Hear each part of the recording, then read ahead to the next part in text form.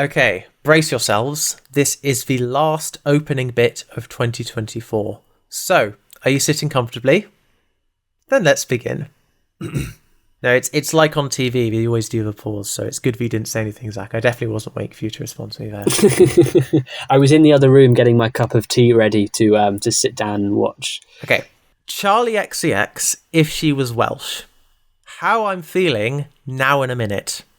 There you go. That's what you get. I thought you didn't. I thought. Happy New Year. Happy New Year, everyone.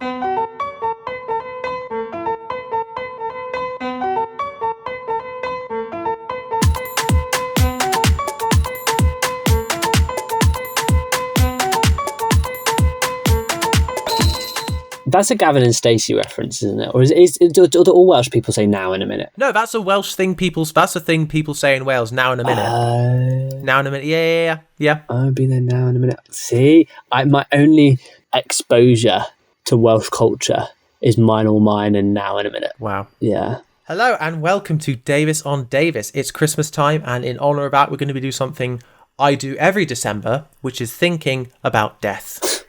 How are you doing, Zach? I wasn't thinking about death until you mentioned it, and now I'm like Barbie, Margot Robbie's Barbie at the beginning of the Barbie movie. No, sorry, that's you. You've just said thinking about death, and then I've all of a sudden gone, excuse me? Okay, so you're like Issa Rae and all the other Barbies. Yeah, I'm like all the other Barbies, yeah. Yeah, I am. I'm surprised you're saying that because you did watch the thing, right? You do know what we're talking about today. Yes, I do. Now, I'm really shocked because Louis was like, we're going to watch one episode of a random sitcom that was created by Paul Abbott, but Russell T Davies wrote this one episode. And I was like, great, we're going to get some cracking comedy. Did I laugh? No. Did I start to question my own mortality? Yes, I did. Yeah, I think this series is billed as a comedy drama. Right. Which you really never know what you're going to get when something's called that. It's just like opening up a Shakespearean script on the first page. It says a comedy tragedy. It's like, I mean, they're all one or the other. You know, it's you should just at that point just call it a play. At this point, just call it a TV show. We're watching Linda Green, which is I'm gonna say sitcom because the episodes are half an hour long. A sitcom from the early 2000s, which Russell T Davies wrote one episode of. So I like to think of his podcast as, imagine you're like flipping the channels in the evening, right? And something comes on, it catches your attention, and you just keep watching. Okay.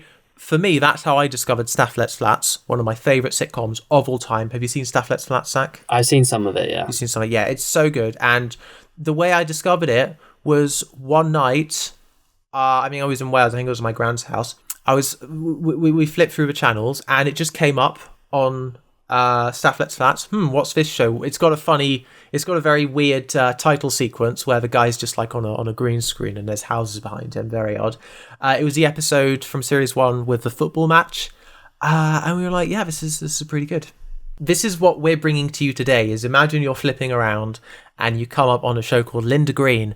And the opening card, it just says Linda Green by Russell T Davies, which I thought was very interesting because it doesn't say Linda Green created by Paul Abbott. No. It literally just says Linda Green by Russell T Davies. It's like, this is... Yeah. He wrote this. He wrote this one. Yeah, I wonder how much... as I was going into it, I was thinking how much of this is Russell T Davies. Was he given a concept for this episode? And I also went into this with absolutely Louis gave me no context. Obviously, I think...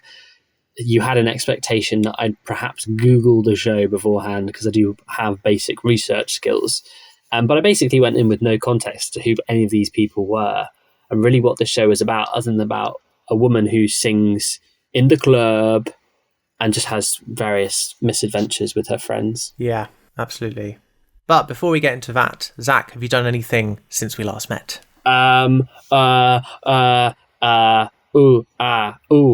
was not expecting this. That's a Doctor Who quote, in case you didn't realise. I've been sort of tidying up my admin before taking a break for Christmas. I've had some job interviews, etc. I've had Dancing Through Life and Loathing, or it's called What Is This Feeling, on repeat in my head, ever since I went to see Wicked last month. And I need to go see Wicked again. discussing it in our last episode just sort of made me go, okay, I need to see Wicked multiple times before it leaves cinemas. I will not be going to a sing-along. Sorry, everyone. I don't want to hear you singing. I want to hear Cynthia and Ariana singing. So stay in your sing-along screenings and I'll go to my non-sing-along screenings. Bar humbug. That's me. Wow. Very boring. How are you, Lou? What have you been up to? Good. Yeah. I engaged in one of my You're engaged? Well done. Congratulations. winter traditions, which is growing a beard. I've got a beard now. I've got my winter beard out. I took it out with the Christmas decorations.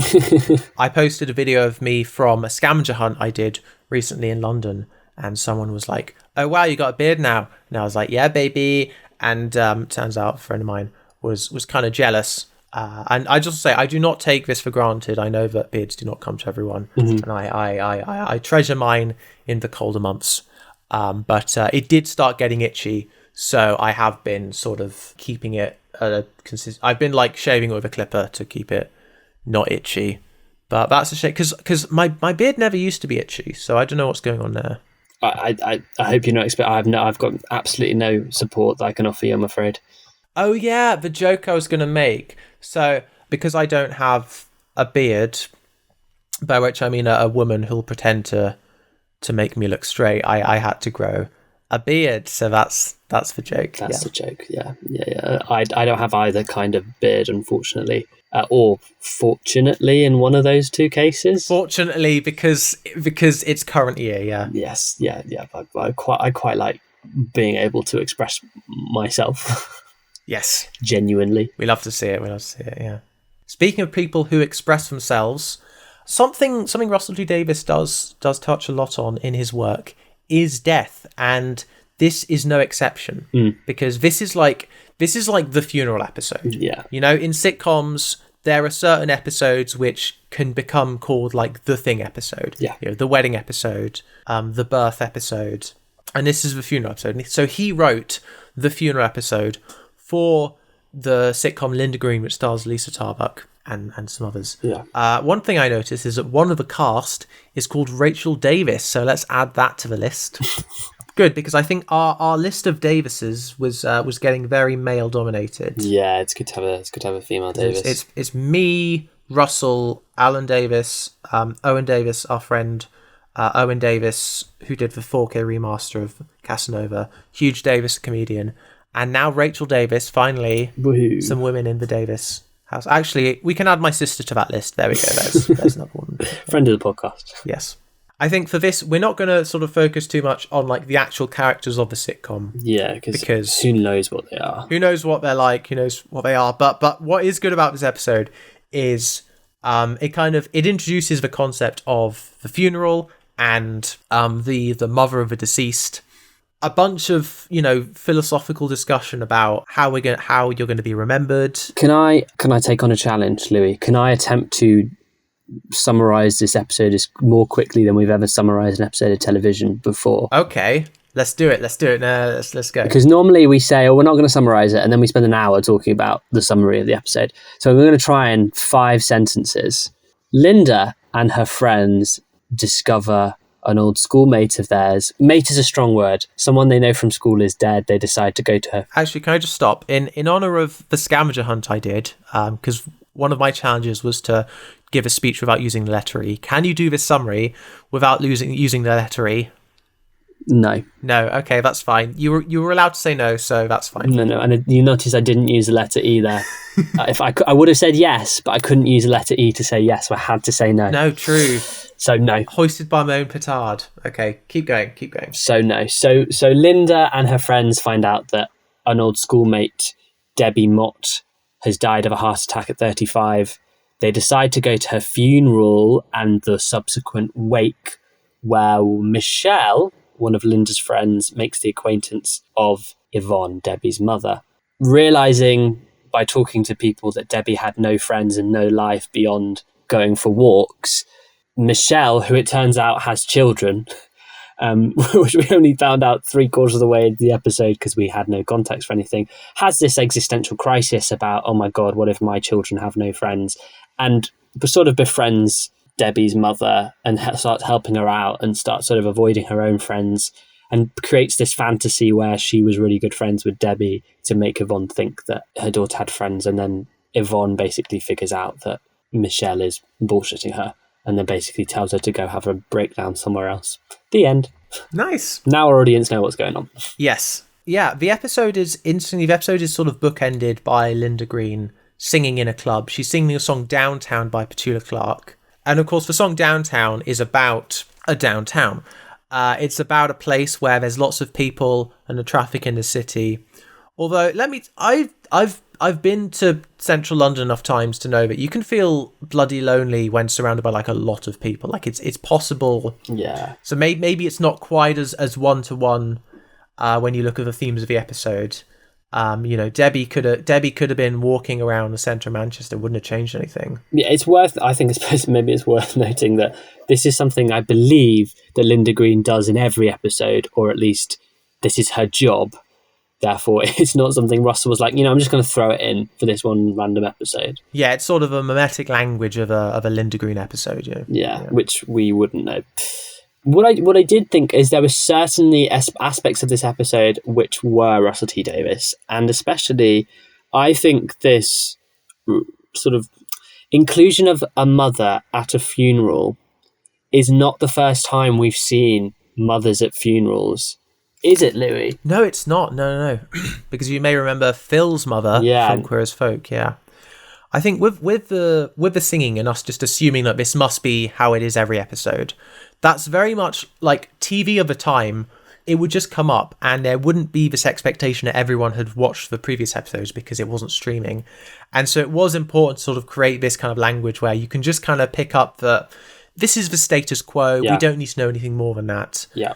We can dive into the situation that comedy will arise from. Yes, yeah, exactly. But yeah, Phil's mum. Yeah, it was interesting to see those ideas explored and really pushed. And Yvonne, Debbie's mum, is played by the fantastic Anne Reid, who obviously classic British actor, but this may very well be the first time we've seen Anne Reid performing Russell T Davies' work. Yes, no, this is Anne Reid's introduction to the Daviverse. She will later appear in the 2007 episode of Doctor Who, Smith and Jones, and then later the 2019 series Years and Years, where she plays the matriarch, essentially. Yes. So that was really nice. And also she's Louis and I were having a brief chat before we pressed record about RTD reusing names, and perhaps I was told off for reading a little too much into the fact that she's called Yvonne, and that is a name that RTD then uses again, 2006 in Doctor Who.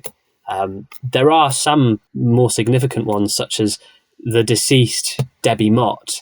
Her surname, she shares a surname with Wilfred Mott. Well, Yvonne Mott. Oh, and Yvonne Mott, absolutely, yeah. Because it's her mum. How it's certainly significant that he sort of, we've seen him reuse Tyler from Queer as Folk into Doctor Who, reusing Mott. Yeah. At the beginning of the episode, they're trying to figure out who Debbie Mott is, which of their school friends was, and they come up with Debbie D'Souza. They find out someone's died because Linda's father is, who's apparently a teacher, is reading the obituaries.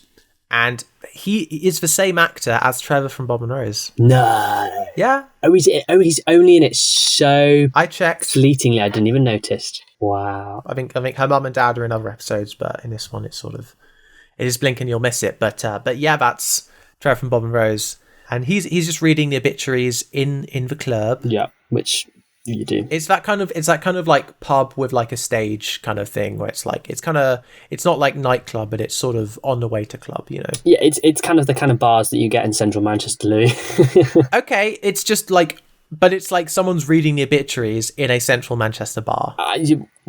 I suppose before we had phones, people would be reading newspapers. I don't know, you know. Yeah, maybe. Because when people read things on their phone, I don't know. I'm sort of doing historical revisionism here, and that was our previous episode.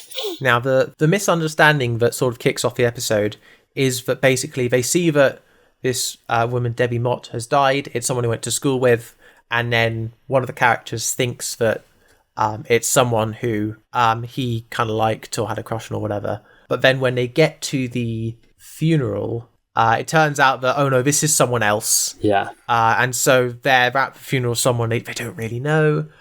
Later on at the wake, though, the person he thought died does show up which is quite funny. And it's good bit of casting because they do look similar. Yes, so it's like you're like, they do. Fair enough. So I appreciate that. Yeah. It's not very. You will say word comedy. I'm going to be critical here. It's not that funny. It was not that funny an episode. I could see where it was trying to be observation. No, true. I appreciate you're saying that's where the. It's just I have to like say that like because it's a sitcom. There's a misunderstanding that turns into a situation. That's kind of. I'm not saying there are jokes there. I'm just saying that a misunderstanding turns into a situation. It feels, as you would expect in a sitcom. It feels like an attempt at a joke, and it's not really a joke. And I think the joke of the episode is the fact, it's actually not funny. No, yeah, it is an odd one. And the fact that it's philosophical. But also, it's not like those sort of prestige comedies where like one episode will just be like super serious and everyone's fine with it because it's like very good anyway. You know. I haven't seen The Bear. I think The Bear is that kind of thing. Well, I'm thinking before The Bear, there was stuff. That's a whole different. The Bear is a whole different thing, Louis. Okay. No, but I'm thinking. I don't know, something like Atlanta, right? Some of the episodes of Atlanta are just really weird. Atlanta, some episodes are the funniest shit you'll ever see. But like some episodes, it is just like. Well, I'm thinking about The Woods, which is where the guy is mourning his mother. So fair enough. It's just that. It's just we're doing a death episode, and so it's not funny, but it's weirdly profound anyway. So you're fine with it. There is one thing that I think was genuinely funny in this episode was when they turn up to the funeral, they're giving out pendants or keychains. Yes, with a picture of the deceased on. And I bring this up because the episode's end is Michelle coming clean to Linda about this weird obsession she's had with hanging out with Debbie's mum. And then Linda's like, get over yourself. And there's like, I've got to go and sing. And she goes out singing, wearing a pendant with Debbie on. I was thinking about this. So, Zach, which do you think is better? Which would you choose?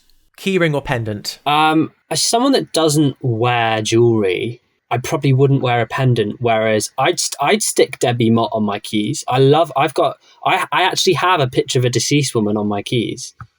So I probably would. I went to a gift shop. Okay. A couple of months. I went into a gift shop a couple of months ago. Is it going to be the Queen? Is it the Queen's? And they had a load of like severely 90% off severely reduced Queen memorabilia, as in Her Majesty Elizabeth II. Called it. Yeah. Okay. So I have a portrait of Her Majesty, the Queen Elizabeth II, on my keys because I think it's quite funny. Yeah. So I'd add Debbie Mott on there. I'd add Debbie Mott. Absolutely. My sister feels the same way about the Pope, but he's alive, so, you know. So, yeah, because I wrote down that basically, for me, like, a pendant feels a bit gauche, right? Yeah. But a keyring feels a bit tacky. It's not a great selection, but I would go for the keyring as well. Yeah. It's got practical, you know, and you always... Keyrings break, so it's always good to have backup keyrings, because I think we forget that as well as being accessories, keyrings do have a very practical purpose in that they group all your keys together. Yeah. So I really appreciate the forethought. I think I might actually do this now. A request to have keyrings given out with my face on at my own funeral, because I think that's really silly. You got to commit to the bit, yeah. I'm going to write that in my will. Yeah, I will. So that was probably the funniest thing for me at the wedding, and then it just takes a very serious turn. Now, another thing that's worth mentioning. You said wedding. Sorry. You said wedding, Zach. I'm thinking about... Gosh. You're thinking about the wedding I went to where there were some rugby players. Yeah, that we mentioned last week. Yeah. I'm still thinking about it. Yeah, we're still thinking about it. Maybe I'm thinking of comedy taking place at a funeral. I'm thinking of... I think I'm thinking of 4 weddings and a funeral. Okay. I'm thinking of Alan Partridge. Do you know the funeral scene in Alan Partridge? No, I haven't seen the... That is funny. Complete lowbrow. That is funny. That is a hilarious scene. Another RTD reference that we got to talk about is the fact that where does Debbie Mott live, Louis? Minto Road. Minto Road we have discussed. Which has big houses on it. It does. Now this is obviously Minto Road in Manchester, which there isn't a Minto Road in Manchester. This is a fictional road name that RTD has invented and then reuses again, briefly 2005, where Jackie Tyler's talking about... Mickey's telling Jackie about the new pizza place that has opened on Minto Road. And then in 2024, we see Minto Road, London, with our own eyes. It turns out that's where the Sunday family live. Yes. Although, should probably say, Jackie Tyler's Minto Road is likely in southeast London, and this Minto Road is in Notting Hill, so probably not the same.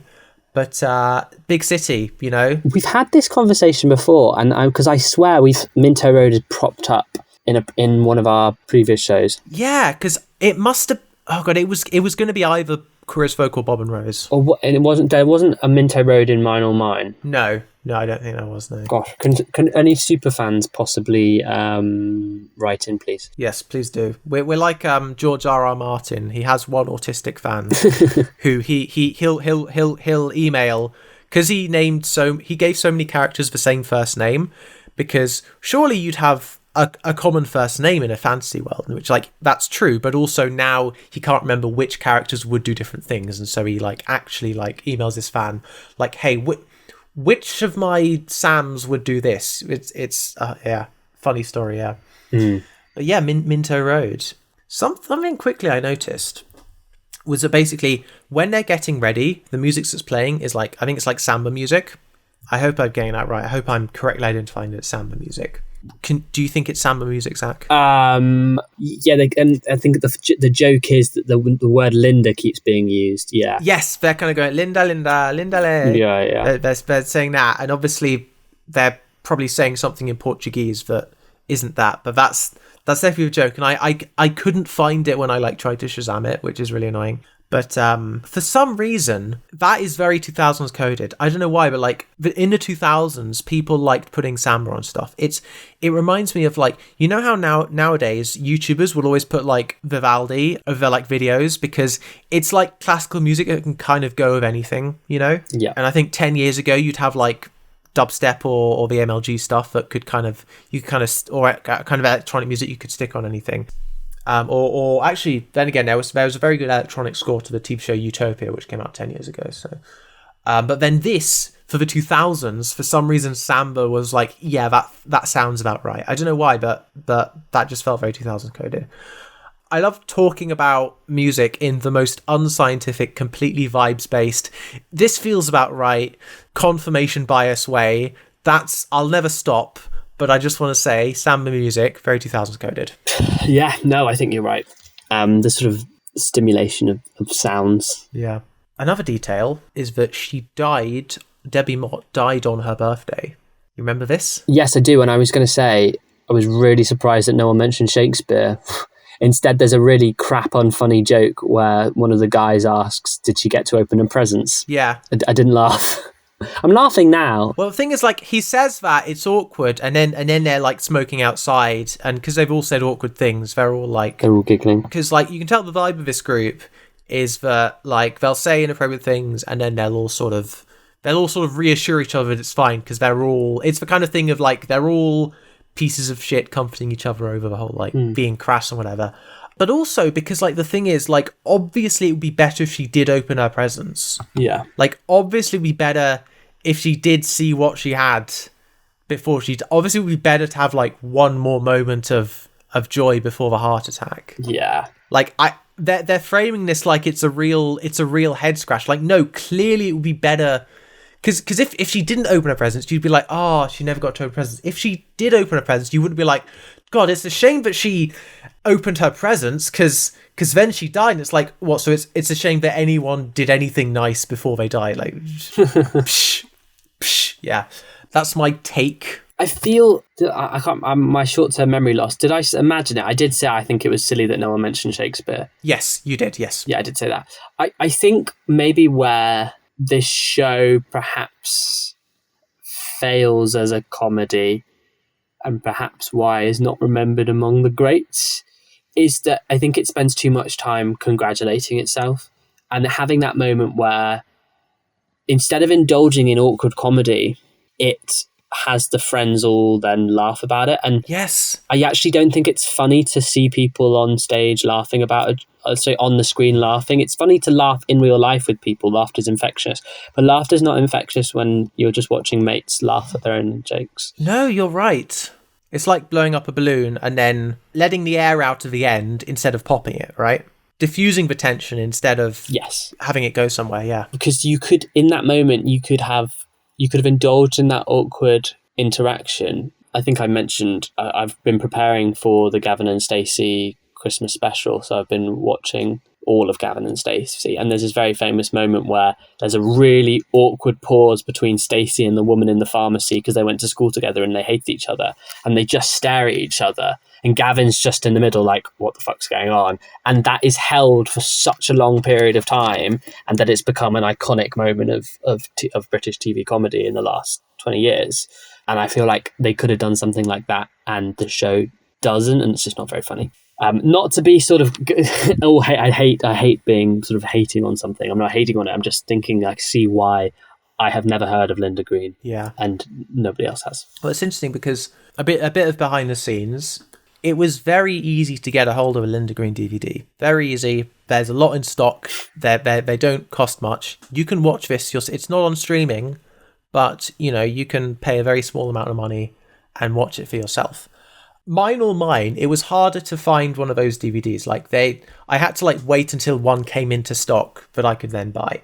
And it's interesting because I don't know if it's because they press a lot more DVDs of a sitcom, maybe because it got 2 series, and so that it did see that enough success in its first series to get renewed, and then also get DVDs made. And Mine or Mine more fell into obscurity, and so there's not as many discs circulating. But I did find it very interesting, the sort of contrast.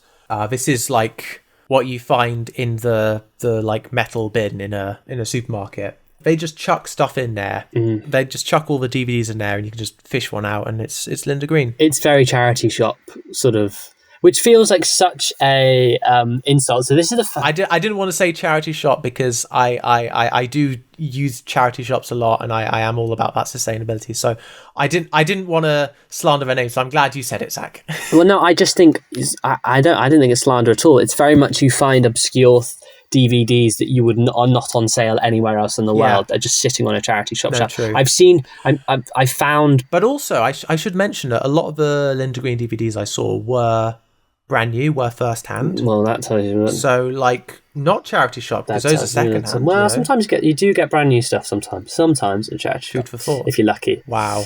I will admit this is the very first time I think consciously I've watched a Paul Abbott program. Okay, what else has he done? Well, he created Clocking Off, which obviously massively launched Leslie Sharp's career. And he, funny enough, Clocking Off he did at the same time as Linda Green, and Clocking Off took off and is talked about. People still talk about, people in TV talk about Clocking Off. I mean, Paul Abbott is very big in television. He hasn't quite got the same, because he never really did something like Doctor Who. He hasn't got the same sort of public image as Russell T Davies has, but he's the same generation as Russell T Davies, and very much he has his own company. His production company is called Abbott Vision. And funnily, I got the opportunity to chat very briefly with one of his producers earlier this year, who was talking about Paul Abbott as the same kind of visionary as Russell T Davies. Yeah. So it's interesting to actually see something that he created, even if this was a Russell T Davies penned episode. But he's also on that Manchester scene. Yeah. I was thinking, ooh, wow, it's all connected. But then I thought, well, this is Red Productions. Nicholas Schindler. That's why Russell wrote an episode of this, is because he was sort of already kind of working with them and doing stuff with them. But it is interesting to hear about these connections. And there are more connections if you look at the credits of this Linda Green episode. So it's a BBC show. Nicholas Schindler is your executive producer for Red Productions. Paul Abbott is your curator, so he's automatically your executive producer. And then the BBC is your broadcaster, has their executive producer, who was Jane Tranter, who we know will literally 2 years later go on to move into a commissioning role and end up commissioning Doctor Who at BBC Wales. So this is sort of, we start to see these crossovers of, let's work with that great Queer as Folk writer. What I love. And then also we've got casting director Andy Pryor, who still to this day is the casting director of Doctor Who. Oh, nice. What I love is when it'll be like ITV Studios for BBC, and it'll be because University Challenge. Yes. I think because it started on ITV and it's still made by ITV, but it just goes on BBC because it has more of a vibe of a BBC Two thing. You know what I mean? Have I told you my fun fact? As you mentioned that. So my first ever job interview that I did was to write the questions for University Challenge. Did I tell you that? No.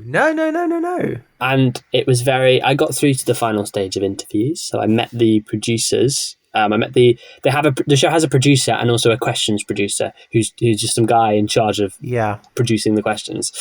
And I was talking to him like, yeah, really exciting, going to interview at ITV, and people would stop me being like, Zach, are you sure you're not being scammed? Because ITV, I'm pretty sure I watch it on the BBC. And that's when I said, well, ITV Studios. Actually, interestingly enough, I think this is a massive thing that ITV Studios now are producing so much stuff that's not for ITV. And they own so many subsidiaries, like Key Street Productions is owned by ITV Studios, or at least funded, and they produce Netflix and BBC programs, all and Channel 4 programs. Wow. So ITV is sort of using its own model to sort of go above and beyond. Sorry, I don't know where this has come from, what this has to do with Linda Green. No, that's good. That reminds me of when MTR, Hong Kong's metro system, starts running like lines in like Paris and London. It's just they figured it out, and now they're just letting other people have their own go, buy their services. I a friend of mine went on University Challenge, and a question they got was like, it was like a music question. Who is this rap group that you're listening to? And both teams didn't get it. But the thing is, it was actually Public Enemy. And like that's like an old school hip hop group that like my dad showed me and my sister when we were young, because they're very kind of political. They're from the 80s, but if people would say woke now, but it's like really kind of finger on the pulse, good stuff, you know. And no one got it, and I was like so annoyed, because I was like, you study the book, but you don't study the soul. But anyway, then around later you got the music bonuses, because if no one gets the music question, they're not throwing away the music bonuses, they'll do them in a round. And so the music bonuses were all about were other rap songs. I think the idea is it was rap songs that sample famous political speeches, really seeing how much these people know about the civil rights movement. And for the bonuses, so one of them was a Kendrick song. I can't remember if it was my friend's team or the other team, but they guessed Eminem. And it was like, look, I'll admit, I don't listen to Kendrick, but I know what his voice sounds. He has a very distinctive voice. I think it was the same for, I should say, this was quite a few years ago, Kanye as well. Mm-hmm. Or actually, no, I think Kanye was a wrong guess for another one. I don't think there was a Kanye song. I think just like hearing them guess Eminem when they hear Kendrick, it's like, no, come on. Neither of them are generic. You know what I mean? So I just want to say it's, don't feel too bad about not writing for University Challenge, because clearly that's not all there is to life. No, exactly. No, I don't feel bad at all. But also, I would love to write for University Challenge so I could put in as many of those questions as I could get, to see, because I think I remember there was another bonus which was like modern vampire movies, but it was stuff like Only Lovers Left Alive and another one, and Let the Right One In. I think the only one they got was Let the Right One In.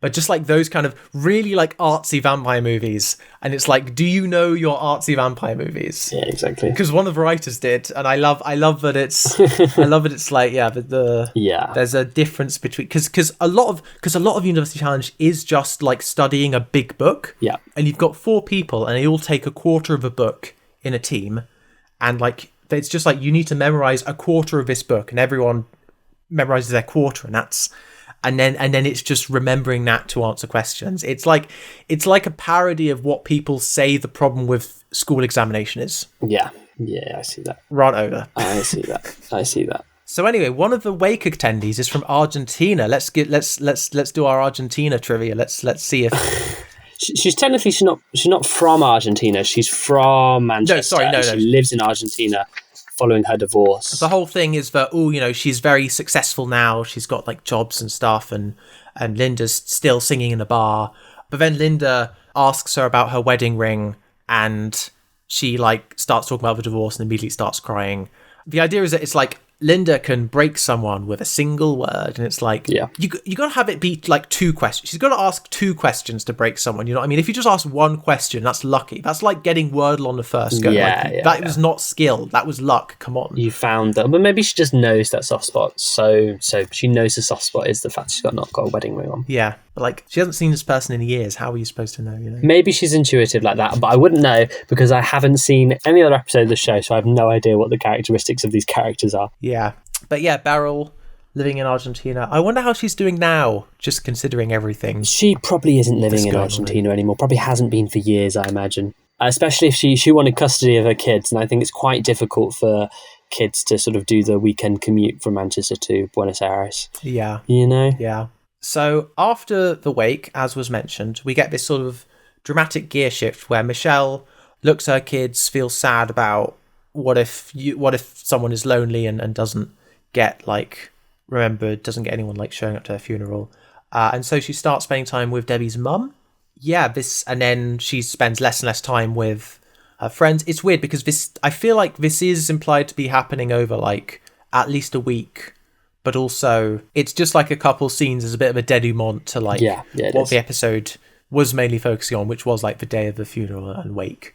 Everyone grieves in different ways, so I don't want to say this is the wrong way to grieve by making stuff up about someone to their mum because you're worried that your own children might end up like her. But that is what happens, and we can't judge. Oh yes, one thing. Debbie's mum, Yvonne, after she calls out Michelle on her lying, she starts telling her an actual story about Debbie and says, oh well, she only got drunk once, Dad's 50th birthday, and like there's often I like the dad's dead and she's just been living with her mum since he died. But they're at the Windsor Lodge in Altrincham. See, I know Altrincham because it's an end of a line. I feel like anyone who knows London will also relate to this. But like Cockfosters, no one's been to Cockfosters, but it's the station at the end of Piccadilly line. So Cockfosters. Altrincham is that, isn't it, Zach? Am I right? No. No. Altrincham is a hot spot, Louis. It's a hot spot. Okay, that's fine. And also. I've been to Cockfosters and I don't live in London. I have actually been to Cockfosters. What, really? So I feel like maybe I'm proving you wrong on every account. Okay, High Barnet. It's High Barnet then. High Barnet. I've also been to High Barnet, but never mind. Edgware? I have not been to Edgware, no. Okay, let's go. Okay. Okay, I'm just going to retract all my statements there. But the Windsor Lodge in Altrincham, not a real place. Yeah. What the episode does end with, though, after this, is a little discussion about who is going to miss you when you're gone and who's going to, like, celebrate, and also who won't care, because this idea that basically Linda and Michelle, like, in school, they weren't, like, the biggest bullies, but also they weren't nice to a lot of people, and Michelle would, like, beat up a lot of people, but then she'd get beat up by the even more fierce girls, and it's very, I don't know, it invokes cliques. Let's say it invokes cliques. And so, if your bully died, would you celebrate? That's not a rhetorical question, Zach. If your bully died, would you celebrate? If your bully died, would I celebrate? I wouldn't. I just feel really fucking weird. I would just feel weird. Like, come on. I don't. I don't believe in celebrating death. No, definitely not. So no, yeah. I just feel very weird. I'm not, yeah. And basically, is it better to have sort of people remembering you good and bad rather than people remembering you not at all? But also, because like Yvonne says that actually Debbie was happy and she lived her life the way she wanted to. Because another thing that's kind of planted is the idea that because Debbie had like a heart attack, she's kind of the first person of their year group to die of not a young way. And I have known people who have died of young ways, let's say, and let's not get into it, but basically this is the first time, but it's something that sort of gets more likely with age rather than less likely. So because she's the first person to die in that way, it's quite significant. But also she walked a lot. Like, that is a shame if maybe it was congenital. I mean, these things that unfortunately it's kind of scary how people can just have heart attacks, and often because you walk a lot, health is, I don't know, I'm not a doctor, don't listen to any medical advice I give you, but I think things are just unfortunately quite complex in that respect, aren't they? We're not saying it's simple, we're saying exactly the opposite of that. Yeah, exactly. And I mean, Like, what is Russell saying about sort of death and legacy here then? What do you think, Zach? What's he saying? I think I very much get the message that people do, embodied by Michelle, people are very right to question their own mortality and their own sense of legacy. But at the end of the day, you just got to stop moping around and keep living. And that's kind of like the message of that last scene with Linda of, just, get out of here. Stop moping about and just sort of live each day. Yeah. As your last. Not as your last, but yeah, it's you get what I mean. It's a saying. Yeah, exactly. And so that was the first and last episode of our series on Linda Green. Never again. I'm going to delete Linda Green from my brain now. He did not write an episode for series 2, so there you go. But with that, we have completed sort of era 1, phase 1 of Davis on Davis. Yeah, and sometime next year we'll be back. Not in January, but certainly Q1. Like I don't think we have any reason to not. But it will be nice to have a little break over winter and rest up, because when we're back, we're going to be embarking on our biggest project to date. Oh gosh, I'm terrified. I've not been made aware of this. Not one show, not 2 shows, but 3 shows. Although, well, the 3rd show was like a documentary thing, so we probably will just do 2 shows.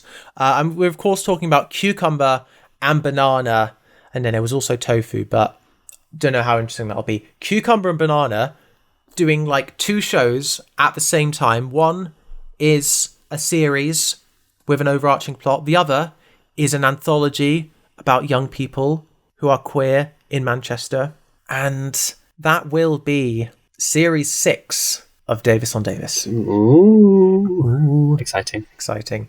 And it'll be quite a time jump, because that came out in 2015. So we're going to be jumping 10 years ahead from where we're leaving off. Bloody hell. Bloody Russell T Davies, bloody slacker, not writing anything for 10 years. Outrageous. Yeah, he didn't write anything for 10 years. It's insane. Awesome. But stay tuned now, because I have prepared for you the outtakes from our series on Mine All Mine and Casanova, and even these 2 bonus episodes. So you're going to want to hear that. Lots of funny blunders and things that really should have been cut out. I don't know why they're seeing the light of day. And then next year, we will embark on a brand new series. So, but until then, you can follow us on Instagram at Davis on Davis. You can follow us on Blue Sky at On Davis. I'm on Instagram, Louis On Air, and Blue Sky, Louis OA. Zach, do you have anything to plug before the year is out? I want to challenge people to find a copy of Series 2 of Linda Green on DVD, because Louis remarked on how easy it was to get copies of the first series. And I'll buy a pint for anyone that can get a hold of a copy of the second series on DVD. Good stuff. That's my call out. Good stuff. You heard it here. Well, goodbye then. Goodbye, everybody. And Happy New Year. Happy New Year. So I had an idea for an opening bit, which was that I get my dad to say something, and then we act as if that was me speaking with a Welsh accent. The joke being that I can't do a Welsh accent despite having a Welsh dad. Same. So, what should my dad say? Oh, is there a line from the episode? Or just hello and welcome back to Davis on Davis? He should do the bit that you say every time is hello and welcome to the Davis on Davis podcast, blah, blah, blah, blah, whatever you say. Can you say that so we can riff with it? Yeah. Can you say that now in your normal accent? Okay. Hello and welcome back to the Davis on Davis podcast. For the first time, we're leaving Manchester to watch Mine All Mine, which is set in Swansea. And Owen's back, isn't that nice? This will go in the outtakes episode. And my story is... Oh, yeah, sorry, we should have asked. Oh, yeah, no, we should. Yeah, that was so impolite of us. Yeah. Okay, go. Please, Zach, go ahead. Louis, have you done anything interesting since we last met? Don't ask the mother's mother what she thinks of kids. That really fell apart, but... Yes, even though that... Doesn't it just be like... Gore has a very broad meaning in terms of English. I think they just called it, like, Britannia or something like that. Wasn't that, like... I was going to say... These are the sorts of intense debates we have. We learn something every day, especially on this podcast. Yes. Which I will not... So I can hear Brighton Pride out of my window. But I will not this year because the first day of Brighton Pride is the day I start going up to Scotland. I think he just folds it in, doesn't he? No, he just sort of, because it's folded in and then he... No, I believe he licks it because that, as we'll find out, is the key dilemma of the episode. Well, yes. Was that the guy or... No, yes. I need to check if that's the one that went to jail. Sorry, they all have really similar surnames. Because there's Sam Altman and Bankman-Fried. It's like, and they're both called Sam. Okay, is Sam Bankman-Fried in jail? I just got to... yes, he was sentenced to 25 years in prison. So I don't know if he's like in prison yet, but he's definitely going there. Okay, cool. Or no, I think, isn't it Val that says, like, Val asks, like, Claire, are you eating? And then she says, yeah, and she says, big surprise. Yeah, because Val is, like, making the food, I think. Yeah, it was not Val. It was Maria. I completely misremembered this. Hey, Zach, have you heard of the Vivaldi inheritance? Actually, I'll say it again. I mess it. What is it when you don't think bad of something at all? Pretty not controversially, because there's like two of us. That's not enough people for like discourse. But I suppose we're not scathing. We're unscathing, if that's a word. A fat swindling bitch. Which, to be fair, two of those words are just about what Claire has done. Yes, that's very true. Because swindling, she has swindled. And so it's subjective. Then again, bitch is a gender term. But yeah, so I think there's a lot of... Wait a sec. Okay. So, no. I was looking for a light earlier, but I realised I was looking at the wrong light. So I was a bit confused. Anyway, sorry, you were saying. Yeah, I just wondered what you think about this. If you had any thoughts about this conversation between Val and Max. Anyway, the next morning... Yes. Yes, that's... No, okay, you go. Good. She was his queen, stronger than him. No, she was stronger than him, his queen, and anyone dare... Oh, God, what was the... I'm actually going to look it up because it's quite funny. She was his queen meme, okay. Yes, so, Max is driving Val around, and she was fearless and crazier than him. She was his queen, and God help anyone who dared to disrespect his queen. RTD's writing of women. Yes. In this show. Right. Okay, that's a big topic. Okay, let me take a deep breath in. Absolutely. Take your time. A lot of the science points towards the fact that actually, people don't have control over this, and so maybe we shouldn't spend too much time like making jokes about it, and no matter when something is being made. So, I guess, so I decided to cut this because I realised I was making quite a medicalist argument against fat phobia, when really that shouldn't be the reason you're not bigoted, like it should be, it's mean and it's discriminatory and it's cheap and it doesn't help anyone. It makes the world a bit worse, right? That's why you shouldn't do it. Is that it for today? Yep. I'll do the okay. Yeah. You can just gotta shift out of serious mode. Okay, so what about you, Zach? Where can we find you? Okay, this is my reserve plug. So I've actually decided to start an animal charity, and particularly we're taking over a portion of Wales, and we're gonna basically flood some fields to basically make a sanctuary, like a bird sanctuary.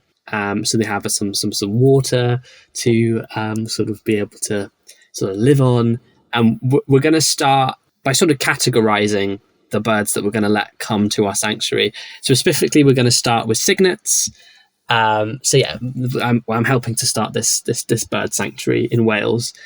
So you can follow us at the Swansea on all social media. Wow, the first time we've heard Zach plug the same thing twice. Have we? Did I do that before? You did it for episode 1. No, I didn't. I just didn't want to stop you because... No, I didn't. I was wondering if it was going in another direction. I didn't want to ruin it. No, I didn't. Oh my! Is my memory that bad? Yeah. Episode 1, Twink Death Idol. Oh my gosh. That's what I titled it. I think I need to get my brain checked. No, I love this. This is gonna pop off in the Outtakes episode. Oh my goodness. What was the Swansea though? Was it an animal sanctuary? Yeah. Oh my god. No. Oh dear. Yeah. Let me just. Hello and welcome back to the Davies Okay. Old Guy Twitter about this is to really focus in on one group of animals. No. And so we're looking at birds, and our pilot scheme is going to be about reintroducing white swans to salt water. And so we've set up a whole sanctuary, and so you can find us at the Swansea. Wonderful. Brilliant. I'll show myself the door. I think I was more eloquent there than I was there. That introducing white swans back to saltwater is far better than flooding part of South Wales. Oh no! Do you want to go again or just keep this in? Okay. Okay, give me something. Come on. Boom, boom, boom, boom, boom. Okay.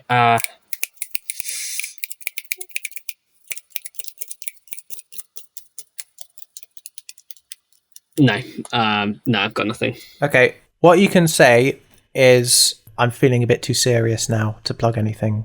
But thanks for asking. That's what you can say. Okay. Well, you know what eggs symbolise? What? Fertility. Oh. What were you going to say? I was just going to start reeling off birth, but fertility. Birth. That's probably better. Rebirth, renewal. That's probably. No, I just thought it'd be funny to say fertility, because that is what eggs generally represent. You know. It's true. And if we think about Val putting the eggs in the bin and the link between fertility and sex, it clearly symbolises her saying, "I will no longer have sex with the Eggman." Yeah. Just because you said it was symbolic, and I was like, symbolic of what? Don't be an English teacher. It's symbolic of the fact that Val is like not happy with Sam. Yeah, exactly. You sound like one of my GCSE teachers, where someone would say, "This is alliteration for emphasis," and they'd be like, "Yeah, but emphasis of what?" I learned my lesson from that. You'd hope. Yeah. So I was thinking they emerge from the lifts forever changed. By which I mean, it's good because they're such like a good sort of commanding presence. You know, they put people in line. They're connected, and it's a great scene. All I know is the that's some High School Musical 3. Okay. No, your High School Musical law. Oh yeah. Anyway, Zach made a mistake here. Every song we discussed was from High School Musical 2.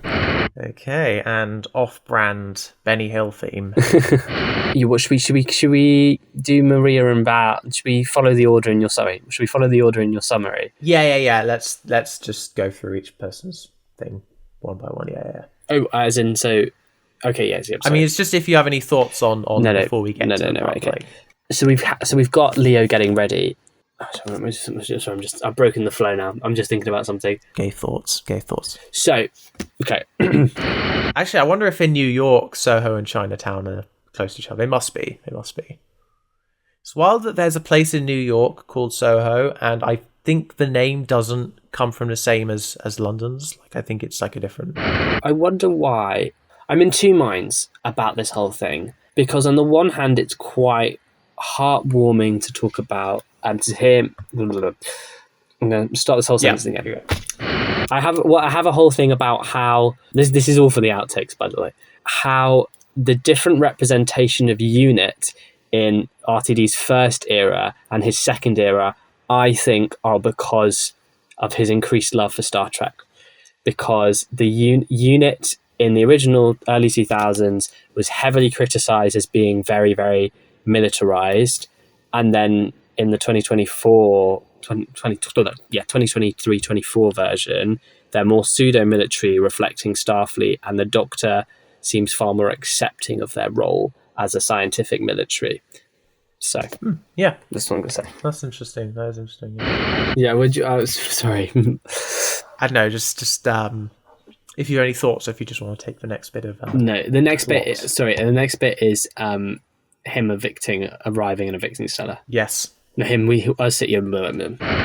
Sorry. How impolite of me to not say. And Louis, how about you? How are you? What have you been up to? Okay, I need to quickly get paracetamol, and then I will say. Yeah, that's fine. Okay. All good. I've got a bit of an itchy throat, but like nothing else, you know. Yeah. I know. Yeah. I'll make sure I sit far enough away from you.